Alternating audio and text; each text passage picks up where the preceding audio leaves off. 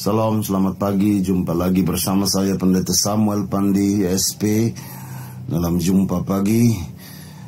Saudara-saudara, betapa menyenangkan jika pagi ini saudara mau memulai segala sesuatu dengan mendengar firman Tuhan.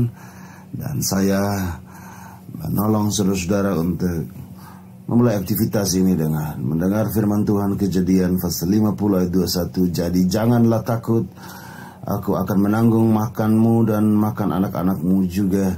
Demikianlah ia menghiburkan mereka dan menenangkan hati mereka dengan perkataannya. Salam saudara-saudara.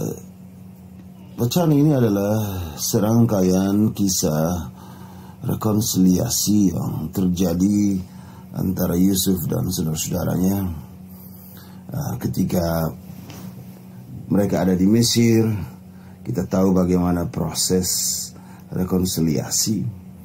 Dan yang paling menarik adalah ketika ayah mereka Yakub meninggal dunia, perasaan takut muncul dalam diri saudara-saudara Yusuf.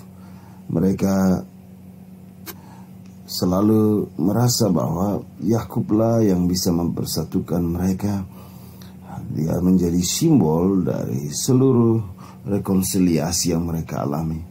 Tapi dengan kematian Yakub, jangan-jangan Yusuf berbalik dan Yusuf membalas dendam atas perbuatan mereka. Saudara, ini soalnya adalah akar pahit kehidupan.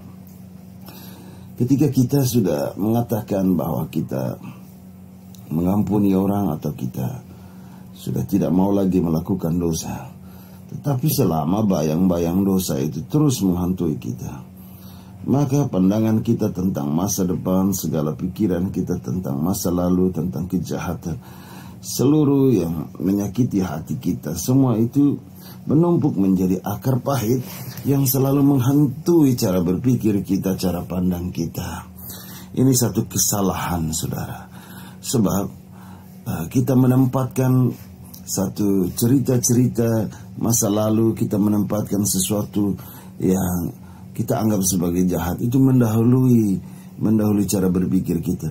Perasaan kita terlalu terbawa untuk sesuatu yang seharusnya tidak lagi itu menjadi tuan atas pikiran kita. Dengan hebat Yusuf berkata, jangan takut, jangan takut. Ayah kita telah meninggal, tapi aku akan berdiri sebagai saudara. Aku memelihara hidupmu. Dia juga menghibur mereka, menenangkan hati mereka. Saudara, jangan pernah kita taruh perasaan bersalah kita atau perasaan masa lalu kita menjadi standar terhadap orang lain. Kebanyakan, saudara, kebaikan orang lain yang mereka lakukan dengan tulus seringkali membuat kita penuh dengan kecurigaan. Kita selalu bertanya apa motivasinya, apa kehendaknya, apa kemauannya. Kita menempatkan orang lain seolah-olah bahwa kebaikan yang dilakukan orang lain itu ada kepentingannya. Ini kesalahan, saudara. Cara pandang ini tidak benar.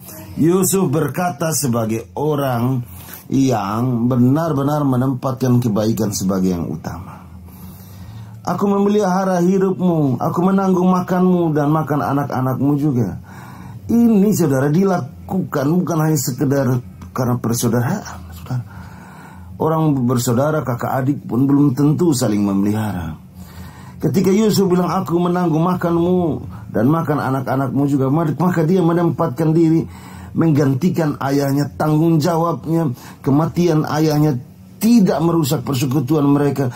Dia mengambil alih sikap tanggung jawab seorang ayah meski dia seorang adik. Tapi dia tahu bahwa dia hidupnya beruntung, dia punya berkat lebih, kekuasaan yang dia punya, semua itu harus menjadi berkat bagi saudara-saudaranya. Dan dia tidak mau mengedepankan kekerasan atau mengambil alih sikap sebagai orang yang kemudian merasa paling top di antara saudara-saudaranya. Dia hanya mau untuk menempatkan hatinya yang utama. Dia menghibur mereka. Saudara, bayangkan bahwa di antara ketakutan itu Yusuf hadir sebagai yang menghibur. Padahal bukankah dia adalah adik dari mereka? peran seorang adik ini ternyata mampu untuk menenangkan saudara-saudaranya. Dan kalau begitu saudara, ini bukan soal usia, tapi ini soal bagaimana kemampuan menghayati iman, sehingga kita mampu menjadi orang-orang yang mendamaikan kehidupan kita. Saudara, kalaupun ada pengalaman kehidupan yang pahit, marilah kita belajar seperti Yusuf, bahwa kita punya potensi untuk melukai orang lain. Tapi sebagai anak-anak Tuhan, kita tidak akan melakukan itu. Karena bagi kita mengampuni, bagi kita memberi kesempatan dan melakukan kebaikan terhadap mereka, orang lain atau saudara-saudara kita, itu jauh lebih utama. Anak-anak Tuhan akan menjaga sikap yang baik ini. Tuhan mengasihi saudara mulai pagi ini dengan menjadi pribadi yang terus mendamaikan kehidupan. Tuhan memberkati kita. Amin. Mari kita berdoa. Tuhan Yesus, tolong kami agar kami mampu menjadi pribadi yang mendamaikan kehidupan ini. Amin.